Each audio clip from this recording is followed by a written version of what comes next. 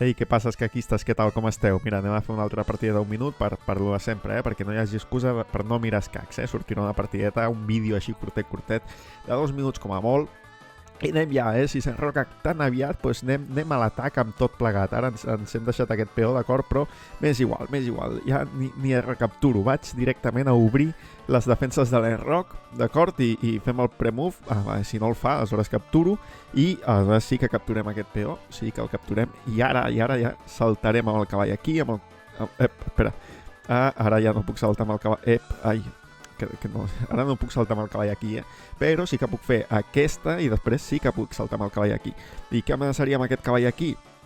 Doncs amenaçaria tal qual, ara m'està amenaçant aquest escac, sempre molest, per tant, l'evitem, a part que sumem una més aquí a l'atac de G4, i ara doncs, estem saltant aquí, no? I amb aquest estem tocant H2 amb la torre també, i estem tocant aquest, vale? Que el tenim ja amb 3, defensat per 2, o sigui que el guanyaríem. Guanyem un peó, sí, no? Té pinta que el guanyem sigui com sigui. Així que... anem a guanyar-lo, 1, 2, 3, sí, 1, 2 i 3, i 3, i 3. La descoberta és molt perillosa, si no captura tindrà problemes.